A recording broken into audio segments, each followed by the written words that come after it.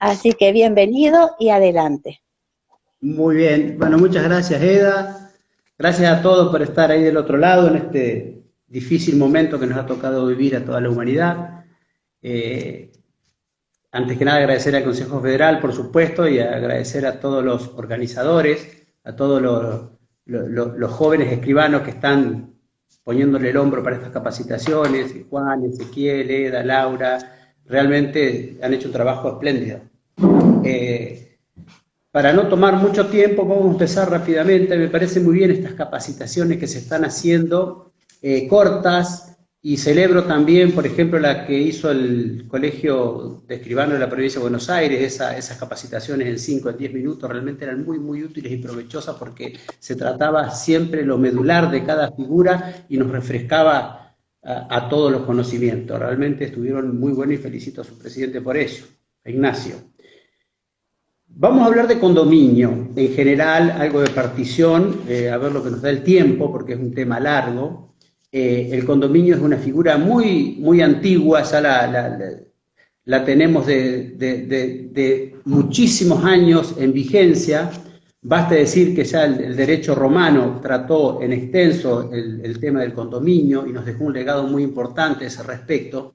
Y dos palabras para ubicarnos en el tema del condominio de las comunidades.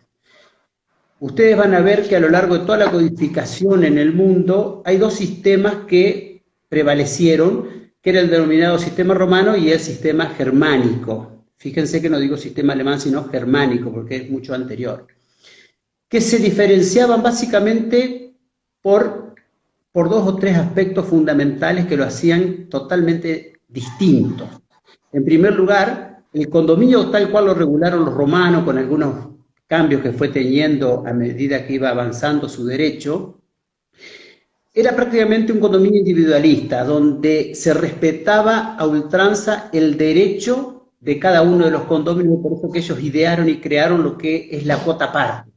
La cuota parte que crearon o la parte ideal o parte indivisa que crearon los romanos, era justamente para darle preferencia a cada uno de los condóminos su derecho individual, ya que ellos podían disponer de su parte indivisa o alícuota sin tenerle que pedir autorización a nadie. Era un sistema que funcionaba así, de esa forma, diferenciando bien la parte indivisa del objeto del derecho real, que es la cosa. ¿Por qué hablamos de esto? Porque es muy importante, porque a la postre es el derecho que siguió el Código francés, que siguió el derecho español, que siguió el codificador de Vélez Sarsfield y que siguió el proyecto de 98 y el Código Civil y Comercial actual. El otro sistema que andaba dando vuelta hace muchísimos años era el sistema germánico. El sistema germánico partía de una premisa totalmente diferente, partía de la premisa de que lo social era más importante. Es por ello que ellos denominaron sistema de copropiedad solidario o hermano común, y prácticamente los condóminos no tenían ninguna posibilidad de actuar individualmente, sino que tenían que hacerlo todo en su conjunto. ¿Ellos qué querían lograr con esto? Que cuando hubiera una comunidad en general, todo se tomara de común acuerdo y no se pudiera dividir tan fácilmente. O sea, las cuotas que cada uno tenía o la participación en esa copropiedad le servían solamente para el tema de repartir los beneficios que otorgara la misma. Después, con la codificación, el propio Código Civil alemán, el BGB de 1900, adoptó el sistema romano, fíjense. O sea que el Código alemán actual tiene el sistema romano y mantuvo, para 3 o 4 excepciones, este sistema de mano común y donde todo había que hacerse por unanimidad, que era para las situaciones entre coherederos, algunas asociaciones sin capacidad y para las relaciones en el matrimonio cuando no se hubieran adherido al régimen de separación de bienes. Y esto es muy importante porque este régimen en mano común, si ustedes ven el sistema de comunidades que en España regula el sistema de comunidades, no regula el condominio específicamente, sino que regula los derechos reales, pero regula el sistema de comunidades a partir del artículo 300 y algo, 392 y siguiente, y sigue el sistema, no es mío el teléfono, y sigue el sistema romano en general, pero los autores españoles dicen que para algunas situaciones, como es el régimen de la comunidad conyugal, ahí sí se sigue el sistema el mano común. Y el propio Código Civil nuestro, si nosotros vamos al régimen matrimonial, en cierta medida, tiene bastante de ese sistema germano. Eso es a modo de antecedente. Muy bien. Yendo al Código Civil y Comercial, o sea, el artículo 1983 nos trae el concepto de condominio. Ya el 2673 de Vélez tenía un concepto que era un poquito criticable también, y a mi modo de ver, lamentablemente, el Código Civil y Comercial, si bien se apartó un poco de Vélez, se apartó también de su fuente directa, que es el Proyecto 98. El Proyecto 98 tenía un concepto mucho más acabado de condominio, porque hablaba, por ejemplo, hacía referencia al contenido del derecho real, y hablaba, por ejemplo, de la facultad de disponer de la parte indivisa libremente y la facultad de disponer en conjunto con todo lo demás de la parte material. O sea que hablaba del contenido. El defecto que tiene, en primer lugar, este concepto de condominio, que es llamativo porque son buenos los conceptos del Código Civil y Comercial, que no habla de contenido. Simplemente hace referencia a la parte indivisa y al objeto. Nos dice, condominio es el derecho real de propiedad sobre una cosa que pertenece en común a varias personas y que corresponde a cada una por una parte indivisa. La parte de los condóminos se presume iguales, excepto que la ley o el título dispongan otra proporción. O sea que no nos dice nada acerca pero obviamente va a tener un contenido muy similar al dominio, no más que en conjunto con los otros copropietarios, usar y gozar a la medida que no se altere, digamos, el uso y goce que hacen los otros condóminos del objeto del condominio. El condominio tiene por objeto una cosa, del propio 1983 surge que el objeto del condominio es una cosa. Y el concepto que tenemos que resaltar acá, que todos los hablamos a diario, pero lamentablemente no tenemos un conocimiento acabado de lo que significa, es el concepto de parte indivisa. No voy a empezar a hacer las diferencias, no sé ese ruido, Eda, que suena, no soy yo, no. Acá no hay ruido. No sé dónde surgirá, ¿no? No sé si... No, el ruido de teléfono, alguien está hablando, sí. Bueno, el concepto de parte indivisa, les decía, que surge claramente en el Código Civil y Comercial, tomando partido por la postura romana en materia de organizar el condominio. No voy a empezar a hacer la diferencia entre parte alícuota, parte indivisa, algunas sutiles diferencias, prefiero tomarlos como sinónimos. Entonces, cuando veamos parte indivisa, cuota parte alícuota, parte ideal, es todo la participación que tiene el condominio. Y es muy importante tener en claro el concepto de parte indivisa, porque yo te aseguro que si tomamos 20 profesionales y le preguntamos el concepto de parte indivisa, 15 no lo saben. Porque es un concepto que es muy simple, pero nos lleva a confundirnos. Entonces, cuando hablamos de parte indivisa, no tenemos que hablar nunca sobre la cosa, sino sobre el derecho. Cuando nos pregunten qué es la parte indivisa, simplemente tenemos que decirle, es la participación que cada condominio tiene en el derecho. Ese derecho va a tener por objeto una cosa, que esa cosa, obviamente, puede ser mueble, puede ser inmueble, y va a ser la cosa en su totalidad, en su integridad. Pero entonces, la parte indivisa es la participación que tiene cada uno de los condóminos en ese derecho, y no está relacionado con una cosa. No podemos relacionar una parte ideal con una parte material. Esto es muy importante porque cuando desarrolla todo el condominio, el Código Civil y Comercial, tal cual lo hacía Vélez, ahora con algunas diferencias, siempre trata en forma diferenciada lo que es la cosa por un lado y la parte indivisa por otra, ya sea en cuanto a las facultades, ya sea en cuanto a los efectos, ya sea en cuanto a las obligaciones y demás. Por eso hay que tenerlo bien clarito a ese concepto. Otro tema que habla el propio 1983 es del término propiedad. A mí me llamó la atención porque el término propiedad, en Vélez, en el Código de Vélez, no podemos echarle culpas porque él lo usaba como sinónimo. El término propiedad y dominio prácticamente eran términos sinónimos, y tenemos innumerables ejemplos del 2508, 9 y siguientes que lo nombran indistintamente propiedad y dominio. Pero modernamente ya tenemos que diferenciar esos conceptos, porque una cosa es el dominio y otra cosa es la propiedad. La propiedad en nuestro sistema jurídico es un término genérico y como tal puede contener varias especies. La especie más restringida del término propiedad justamente es el dominio. Después se le puede asignar una especie como, por ejemplo, como sinónimo de derecho patrimonial o como sinónimo de derecho real, o una especie muy amplia como sinónimo de todo derecho, como lo hace la Constitución Nacional en el artículo 17, cuando dice la propiedad es inviolable. ¿A qué se refiere la Constitución? Hay numerosos fallos que se refiere a todos los derechos que un hombre pueda tener fuera de su vida y su libertad. Entonces, ese es un término utilizado en forma muy genérica. ¿Pero qué quiso decir en 1983 cuando dice es el derecho real de propiedad? Lo estaría usando como sinónimo de derecho real y en todo caso sería hasta una redundancia, digamos, haberlo colocado. Me llamó la atención porque es muy estricto el Código Civil y Comercial en mucha de su terminología, y mucho la ha sacado el proyecto 98 que también lo era así. Lo cierto es que este derecho real nos permite usar y gozar de una cosa conjuntamente con otros titulares y con la medida de la parte indivisa. Ya cuando analicemos el condominio un poquito más en profundidad, vamos a ver qué es lo que alcanza. El artículo 1984, y esto es muy importante porque nos habla de la aplicación, aplicaciones subsidiarias, y nos dice, la norma de este título del condominio se aplican en subsidio de disposición legal o convencional a todo sujeto de comunión de derechos reales o de otros bienes. ¿Qué nos está diciendo el Código?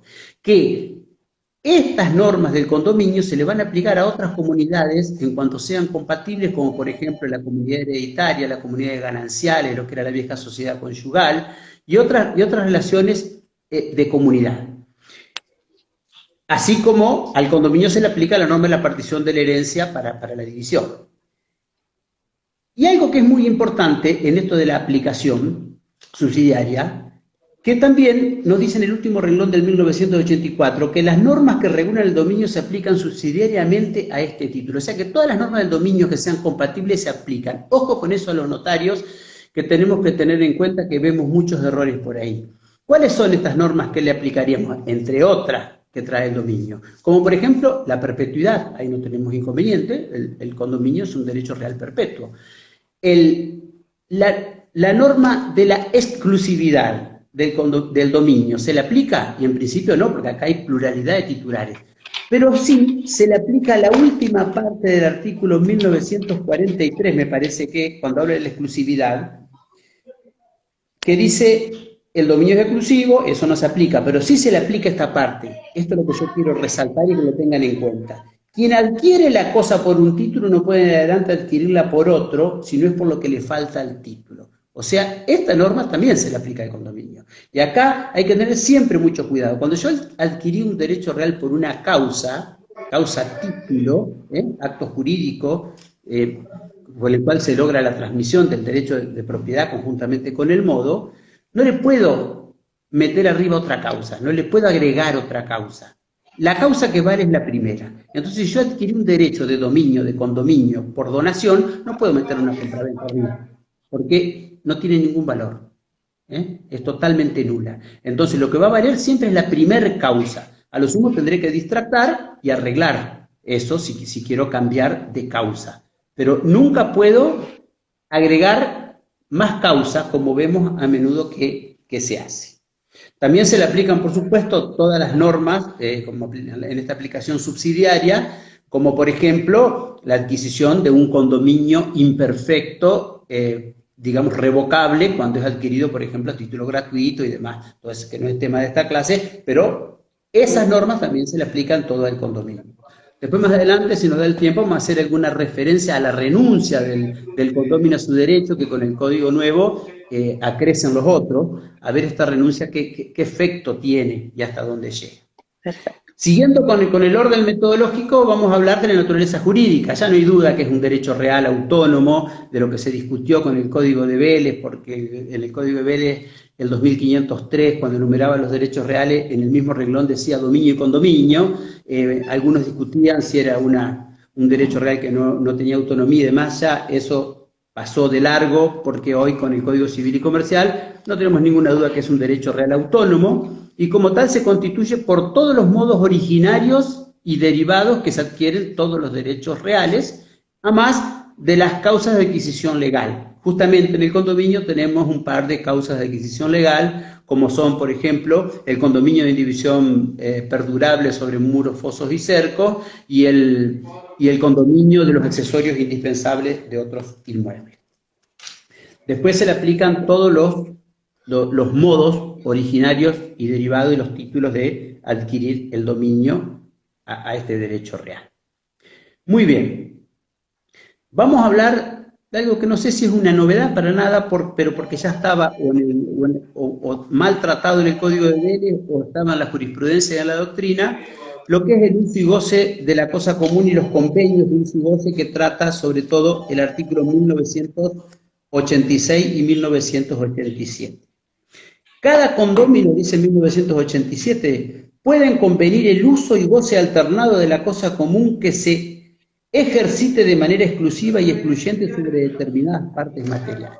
Esto cuando nos vienen a la escribanía y nos dicen, bueno, queremos hacer un convenio de uso escribano, tenemos un campo, no se puede dividir porque las medidas no dan, entonces queremos hacer un convenio de uso, yo voy a usar, son 200 hectáreas, yo voy a usar 100 y mi hermano va a usar 100, que es el otro condominio. ¿Eso está bien, está mal, se puede hacer? Sí se puede hacer, tiene andamiaje legal, pero el tema acá en cuestión es el siguiente. ¿Qué pasa? Primero, el plazo de duración. El código no pone un plazo así de duración, pero sí le pone plazo al convenio para demorar la partición, la suspensión de la partición, que puede ser con un plazo de 10 años. Yo puedo convenir con mi condominio, no dividir el condominio por 10 años. Y eso, a partir del artículo 2000 y siguiente del código, se puede inscribir en el registro para que tenga comunidad. Pero la pregunta del millón es, ¿ese convenio que yo hago en primer lugar tiene efecto frente a terceros? ¿Qué pasa si yo hago un convenio y viene un tercero y adquiere la parte indivisa, porque no había ningún convenio de indivisión, y del otro, y dice, no, ahora yo quiero usar la parte suya, mire que tengo un convenio, ¿le es oponible o no le es oponible? El código no dice nada, para mí fue un error. Yo lo que creo es que cuando hagamos un convenio de esto, siempre necesariamente tenemos que hacerlo acompañado de un convenio de indivisión, o sea, de suspensión de la partición. Pero esto tiene un plazo máximo de 10 años que se puede prorrogar, pero no puede más de 10 años. Y como eso sí se puede publicitar, yo publicito la suspensión de la partición en el registro, porque el código me lo permite, en el artículo 2000, los condóminos pueden convenir la suspensión de la partición por un plazo que no exceda 10 años, y ahí mismo acompaño en el mismo título, no sé si el registrador lo inscribirá, no hay ninguna manda legal y como sabemos los registradores son reacios a inscribir lo que la ley expresamente no se lo indica. Pero haciéndolo así, podría llegar a tener algo de oponibilidad que en principio yo creo que no la tiene, en cuanto a esos convenios de uso. ¿Cuál es el consejo que tenemos que darle al cliente? Mire, usted puede hacer un convenio de uso, está legalmente permitido, va a tener pleno efecto frente a su otro condominio u otros condóminos, pero el efecto frente a terceros prácticamente no lo va a tener o va a ser muy relativo. Aconsejarle que acompañen con una cláusula, que eso sí se inscribe, de suspensión de la partición, y aclararle muy bien lo que puede llegar a pasar el día de mañana con las mejoras, porque ese es un tema que ese es otro tema, sí. Claro, porque nunca van a ir parejos las mejoras que hagan al inmueble. Sí, te escucho. Claro, que es muy común del ciudadano. El ciudadano común no entiende las reglas del condominio. Somos dueños del todo en el porcentual del derecho que nos asiste. Pero sin embargo, materialmente, el ciudadano común, cuando hay un condominio, hace uso, materialmente lo hace y hasta construyen en determinados sectores. Y después vienen los problemas. Por eso es tan importante la intervención del notario para explicarle esto, que al no estar dividido, no hay un sector material donde pueda hacer valer su derecho. Estamos frente a un condominio donde todos somos dueños del todo en el porcentual que el derecho nos corresponda. Entonces, esta frase cómo cuesta llegar a los condóminos. Y esos convenios a los cuales aludís es, digamos, una de las herramientas que tenemos para determinadas situaciones. Y sucede que más de una vez ya lo hicieron, ya construyeron, y cuando vinieron a querer hacer la partición, y hasta cuando se pusieron de acuerdo, y sí, yo entiendo que que fuiste vos el que construiste en ese sector, adjudicate, se pusieron de acuerdo y no nos dan las superficies. Sucede eso, porque tampoco eso tienen en cuenta. No dan las superficies para dividir en dos parcelas, por ejemplo. Ya tenemos que recurrir. De la mitad de Santa Fe para arriba hay lugares que son 500 hectáreas la unidad económica mínima. Exacto. Y claro, y los campos también es todo un tema, porque arman arman todo lo que sea lo necesario para la ganadería, o plantan, ¿sí? Ya en su sector, como que si fueran materialmente, como que si materialmente ya es esa porción o esa parte material que les tocó. Entonces, en los inmuebles rurales, por allí digo, bueno, las medidas permiten un poco más de acción, pero en los inmuebles urbanos, donde tenemos medidas para poder cumplir, muchas veces solamente tenemos que recurrir a propiedad horizontal para poder poner orden a una situación, de hecho, que los ciudadanos ya lo materializaron. Estaría muy bueno digamos, de que recurran a nosotros antes de hacer las cosas. Por eso siempre hay que explicarle bien los efectos y las consecuencias que tiene ese convenio, que es facilísimo hacerlo, pero es muy difícil prever las consecuencias que puede llegar a tener. Así es, perfecto. Bueno, con respecto al uso excluyente, esto ya estaba no en el código, pero sí en la jurisprudencia, que cuando un condominio hace un uso excluyente no le da derecho al otro a cobrar hasta tanto no lo haya notificado en forma fehaciente. O sea, eso que cuando viene un cliente y dice, bueno, quiero ahora cobrarle que vivió 5 años en la casa de la abuela y nunca... No. Le puede cobrar a partir de que lo intimó fehacientemente. Porque la ley considera que si usted antes no se lo pidió, no le pidió ningún resarcimiento, ni canon por el uso, ni lo que fuera, llámese como sea, no lo necesitaba, no lo quería y demás, y se toma como un simple permiso. Eso ya era pacífica la jurisprudencia y ahora está en el artículo 1988 del Código Civil y Comercial. Yo voy rápido, no sé si voy muy rápido para tratar de tocar los temas más. Perfecto, muy bien, perfecto. Vamos ahora sí al uso y goce de la cosa común. La cosa común, bien, que es el objeto del condominio, obviamente se usa y se goza por todos siempre y cuando no se cause ningún perjuicio sobre la cosa misma y se impide el uso y goce de los otros condóminos, sino ellos tendrán las acciones que correspondan. Hasta ahí no hay mayor inconveniente. Pero para hablar de este tema, el Código Civil y Comercial lo ha simplificado muchísimo a lo que era el Código de Vélez, y directamente en un par de artículos nos habla de las facultades de los condominios. Y como yo les dije al principio, cada vez que respondamos una pregunta de condominio tenemos que hablar de la parte indivisa por un lado y de la cosa por el otro. Nunca podemos contestar bien una pregunta general. Siempre o hablamos de la parte indivisa o hablamos de la cosa. Y el código lo trata separado. Entonces, siguiendo el derecho francés, romano, freitas y español y demás, como siguió Vélez y todos los proyectos que le dije, sobre la parte indivisa, nuestra ley permite una amplitud de facultades que son muy parecidas a las que tiene el titular de dominio. Por lo tanto, puede enajenar libremente, puede donar, puede vender, puede permutar su parte indivisa, puede, sin ningún tipo de limitación, sin tener que pedir ningún tipo de autorización a los otros condóminos, para ahí no hay ningún tipo de restricciones. Yo la parte indivisa la dispongo libremente porque es una parte ideal y de última no perjudico al resto de los condóminos o al otro condomino si hubiera uno solo. Puedo grabar la parte indivisa, y ahí venimos con el tema, pero antes de ir al tema de la hipoteca y de los embargos, de hipoteca, a ver qué es lo que se puede hacer sobre la parte indivisa. Dije que puedo enajenar, puedo grabar, puedo sin ningún tipo de limitación, pero puedo constituir algún derecho real. Derecho a superficie, por ejemplo, ¿puedo constituir derecho a superficie? En principio no, porque no puedo constituir una superficie sobre la parte indivisa porque es incompatible. Pero puedo constituir usufructo. No la tengo determinada. El usufructo sí. ¿Por qué? El Código Civil de Vélez ya lo permitía. Vélez ya decía que no había ningún problema, ya en el viejo 2843 decía que se podía constituir usufructo. El Código Civil y Comercial no dice nada, pero por las facultades genéricas que tiene por el 1989 del Código Civil y Comercial, se desprende y hay acuerdo en la doctrina que se puede constituir sin ningún problema usufructo, sobre la parte indivisa me estoy hablando.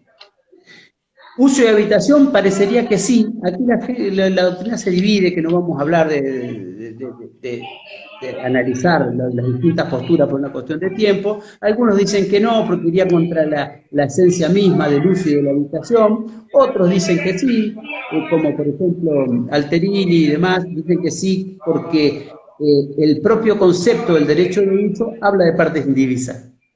Habla por ahí de partes indivisas, y eso daría pie a que se pudiera constituir. Distinto sería el caso de la servidumbre. Yo no podría constituir una servidumbre sobre mi parte indivisa. Ahí sí, la servidumbre va a tener por objeto, sobre todo si es un fondo sirviente, el inmueble tenido en condominio, voy a necesitar la unanimidad. El tema de la locación es un tema aparte, porque tenemos un antecedente del viejo artículo 1512 del Código Civil de Vélez, que prohibía la locación de la parte indivisa sin el consentimiento de los otros. Yo no podía alquilar mi parte indivisa. Pero claro, me permitía expresamente constituir un usufructo por la parte indivisa y no me permitía locarlo, que era un derecho menor.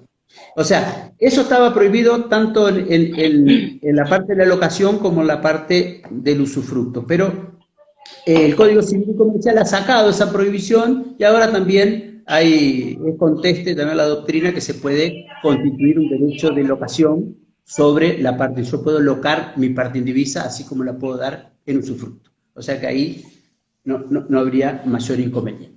Y viene el tema de la hipoteca. El caso de la hipoteca es un caso que ha tenido muchas idas y vueltas. Acá estamos hablando por supuesto de la hipoteca de parte indivisa. Vamos a hablar de hipoteca sobre la cosa, que en principio no se podría. Pero la parte indivisa se puede hipotecar. El Código de Vélez tenía el artículo 2678 que nos decía que el condominio puede hipotecar su parte indivisa, pero el resultado de la hipoteca queda subordinado al resultado de la partición. ¿Por qué nos decía esto Vélez Arfiel? Porque en el Código Vélez Arfiel, y este código es igual, se rige la partición por las normas de la partición de la herencia. Y en la partición de la herencia, el efecto de la partición es declarativo a la muerte del causante. Es lógico, porque si yo tengo una comunidad hereditaria que se forma en el momento que muere un causante y pasan 3 años hasta que se termina con la partición, esa adjudicación que se hace a uno de los herederos tiene que tener efecto retroactivo a la muerte del causante, porque si no tuviera efecto retroactivo, ¿de quién hubieran sido los bienes desde que murió el causante hasta que se hizo la partición? No nos olvidemos que la comunidad hereditaria no es una persona. Y eso me da pie para decir 2 palabras de la comunidad hereditaria, que después ya si nos da tiempo, entraremos más en ese tema.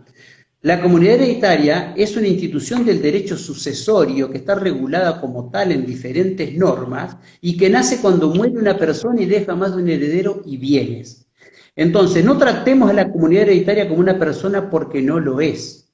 Y no importa que AFIP y otros entes nacionales le otorguen una personalidad tributaria. Claro, al darle la quit o el quit, pareciera que se convierte en persona. No, tiene una personalidad tributaria, pero no es una persona jurídica, y por lo tanto no puede ser titular de derechos y de bienes. Entonces, la comunidad hereditaria tiene muchas diferencias con el condominio. Y cuando muere una persona, no nace un condominio de pleno derecho entre sus herederos. De pleno derecho lo que nace es la comunidad hereditaria, que es un estado de indivisión que se va a regir por las normas del derecho sucesorio hasta tanto se termine. Y tiene montones de efectos jurídicos diferentes, como por ejemplo la competencia material de los jueces. O sea, el juez competente va a ser el juez del último domicilio del causante. Y si fuera un condominio, el juez competente va a ser el del lugar de situación del inmueble, si es un inmueble. Y así tiene montones de diferencias que no es el tema de desarrollarlas ahora. Lo que sí quiero recalcarle es que no hay que confundir nunca la comunidad hereditaria como una institución, como una comunidad que nace con la muerte de una persona que deja más de un heredero y bienes, con el condominio. Eso está mal. Así es. Entonces, Bien. Entonces, siguiendo con el tema de la hipoteca, a Vélez no le quedó Sí. otra opción, como se aplicaba la norma de la partición y el efecto era retroactivo, en el condominio también era retroactivo. O sea, había una partición y le tocaba a otro el inmueble Sí. adjudicado que no había hipotecado, por esa ficción legal resultaba ser que ese que le tocó el inmueble era dueño desde la fecha en que se constituyó el condominio, y como la hipoteca se había hecho después, la hipoteca caía. Por eso estaba subordinada al resultado de la partición, y eso era lógico en Vélez. Muchos pensamos que el Código Civil y Comercial iba a cambiar el efecto retroactivo de la partición del condominio, porque ahí no tiene razón de ser en el condominio que tenga efecto retroactivo, porque aquí sí los bienes son de los condominios y no tenemos esa imposibilidad de la comunidad hereditaria. Pero lo mantuvo, y fíjense que la única diferencia que tuvo el Código de Vélez con la organización del condominio, con el derecho romano, era ese. En el derecho romano la partición era constitutiva, no era como acá. Sí. Pero bueno, acá también se mantuvo, y entonces Sí. había que solucionar el tema, porque nosotros como escribanos bien sabemos que no hacemos una hipoteca de parte indivisa por más que el hipotecante tenga un 95% del bien. ¿Por qué? Porque si se hace una partición con el efecto retroactivo y le tocaba a otro, se caía la hipoteca por esa ficción legal que les expliqué recién. ¿Cómo soluciona el Código Civil y Comercial el tema de los embargos y de las hipotecas de parte indivisa? Con la figura de la inoponibilidad. La inoponibilidad, que está regulada en el artículo para allá 396, junto con las nulidades y demás, es una ineficacia relativa de los actos jurídicos. Es una figura muy buena, muy interesante la inoponibilidad, porque a diferencia de la nulidad como figura, no fulmina ni liquida el acto total o parcialmente. El acto no lo toca, no se mete la inoponibilidad con el acto. No es lo mismo. Si un acto es nulo, cuando declaran la nulidad, depende de la nulidad que sea, el acto cae. Sin embargo, si un acto es inoponible, solamente está referido a algunas personas o algunos terceros interesados. Entonces, ¿qué dice el Código Civil y Comercial? Se puede hacer hipoteca sobre parte indivisa, pero si se hace la partición, esta es inoponible al acreedor hipotecario. Al acreedor hipotecario. Entonces, que ahora no sí, presta el consentimiento expreso, ¿sí? que no preste el consentimiento. Es el 2207. Ahora el 2207, y ahora podemos hacer hipoteca sobre parte indivisa. Lo trata en dos artículos en realidad, Eda. Lo trata, Sí. fíjense acá, en la primera, la facultad de la parte indivisa en 1989, cuando Sí.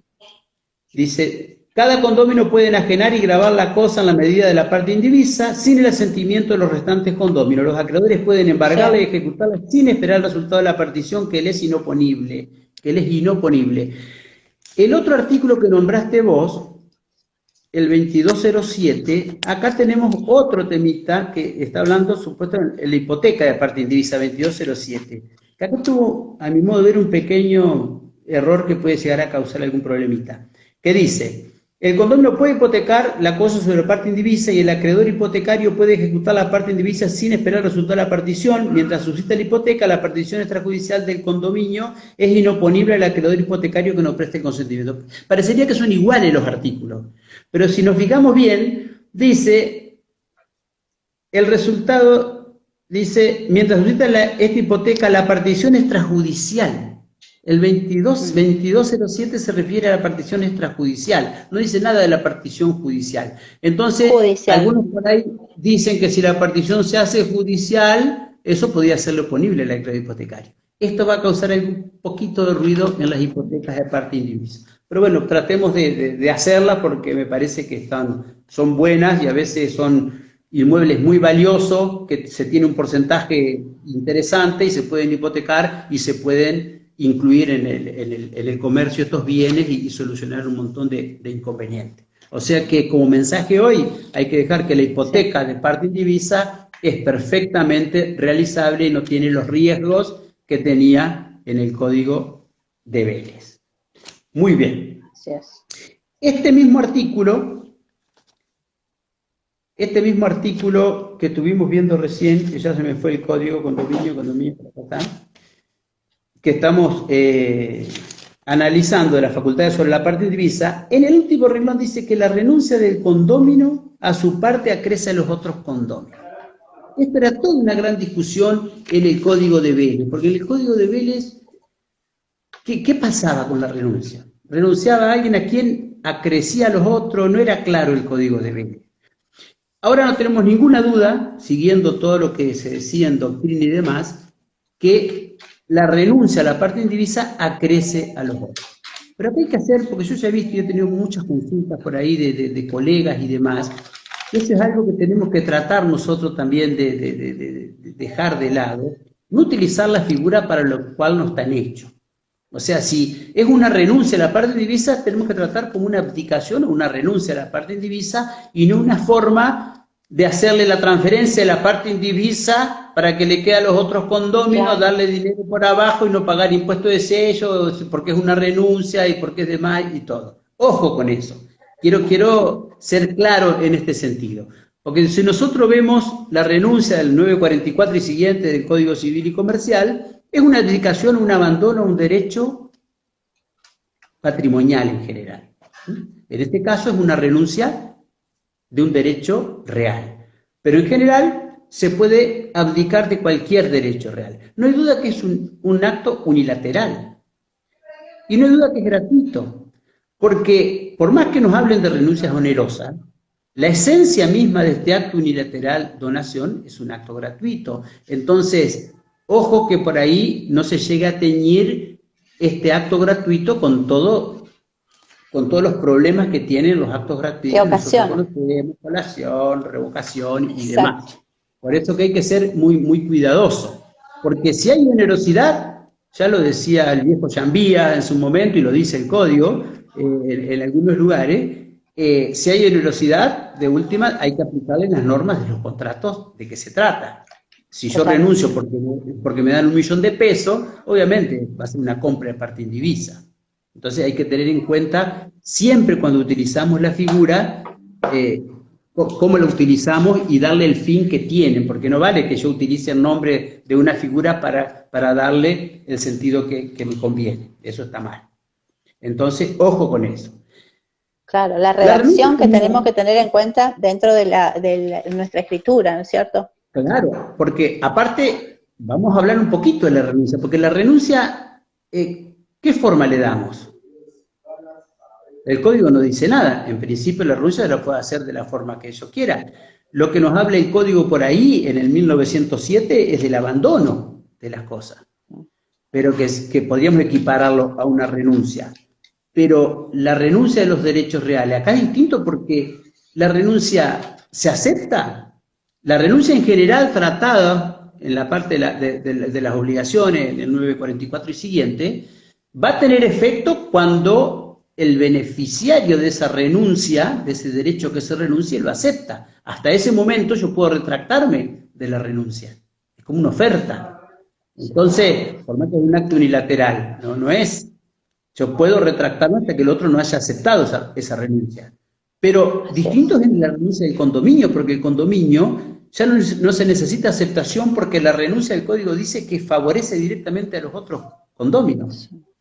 Y entonces no tengo ninguna duda que esa renuncia debe hacerse por escritura pública, porque el 1017 así lo indica. Totalmente, y se debe inscribir en el registro, y yo debo pedir un certificado al registro, porque si está inhibido el que va a renunciar, obviamente no va a poder renunciar, porque va a perjudicar a acreedores. ¿Qué pasa si hay un embargo? ¿Podrían comparecer a la escritura los otros condóminos y aceptar el embargo para que la renuncia sea operativa? Hay muchas cosas que no están resueltas en el Código. Entonces, y también equiparado por el abandono es muy peligroso porque no son las mismas figuras. Aparte, la renuncia no se presume. No debe ser expresa. No se presume. Sí se presume, por ejemplo, la continuidad de la relación.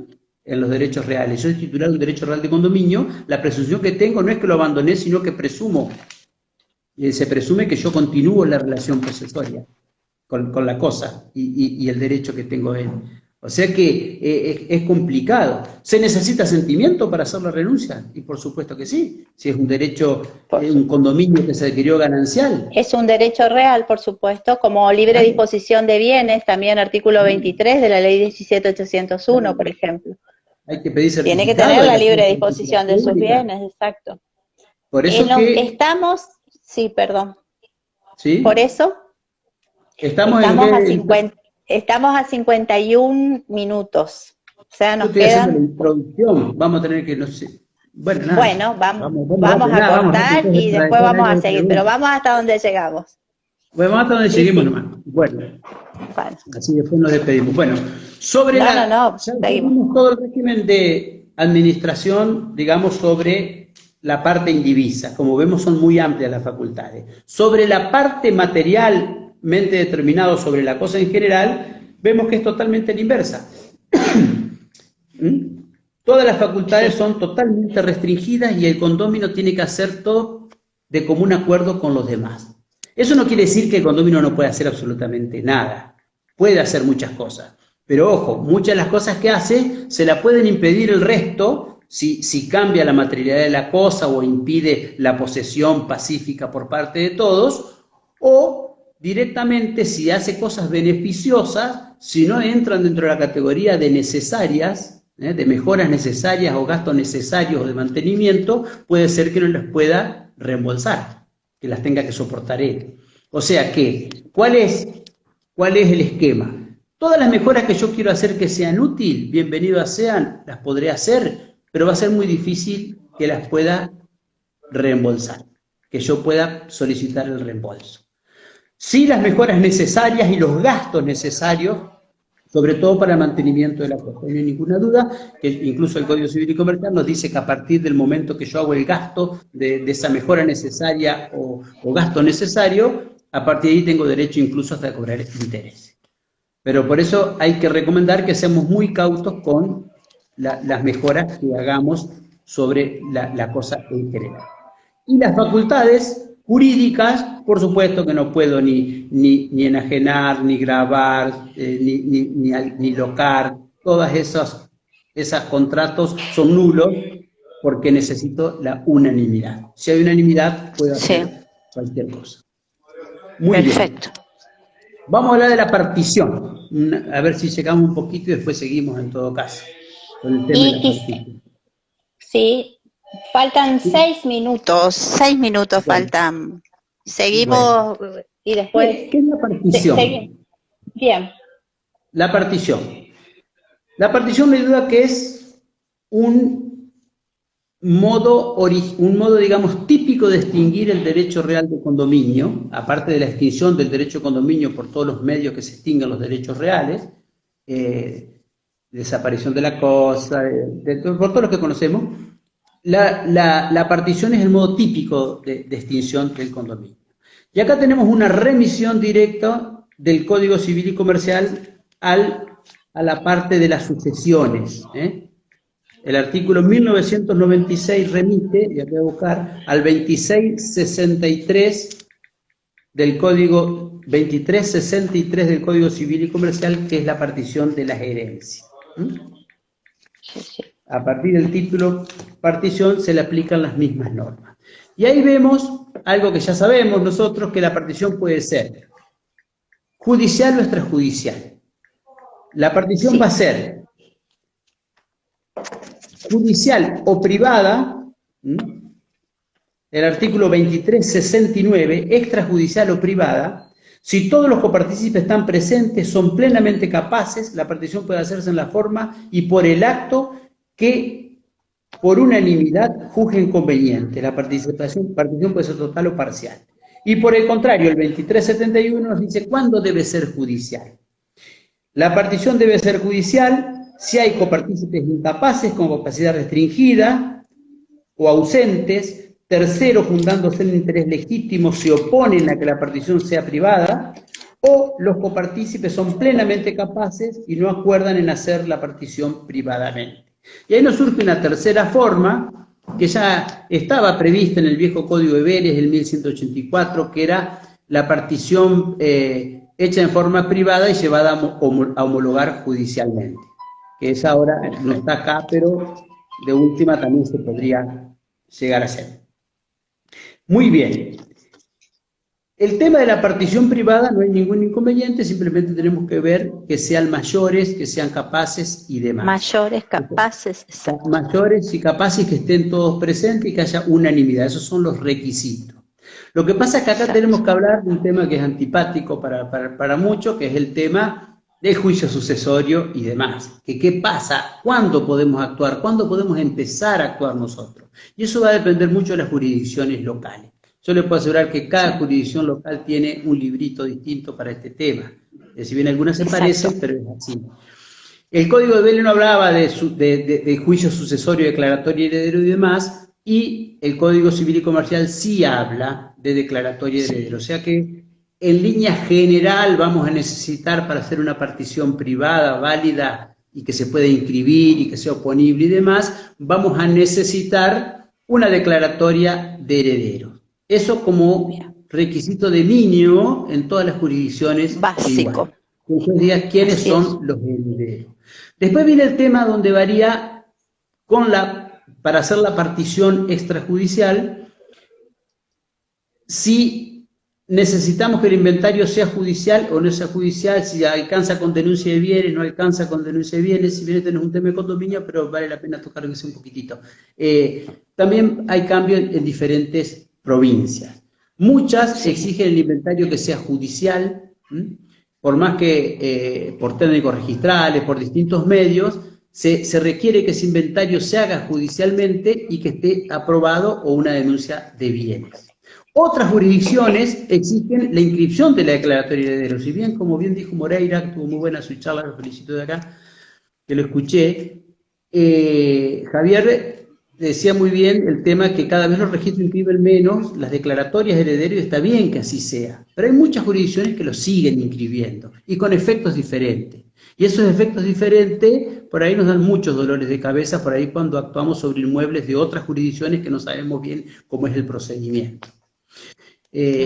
Por ejemplo, en Santa Fe se inscribe la declaratoria de heredero con relación a un bien, si no, no se inscribe. Tiene que haber un bien.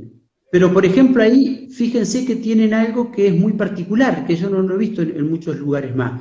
Es como que con la declaratoria de heredero inscripto, que es nada más que inscribir la declaratoria, cuando después dice que Juan y María son herederos de José, se genera como un condominio entre ellos en relación al bien sobre el cual se inscribió.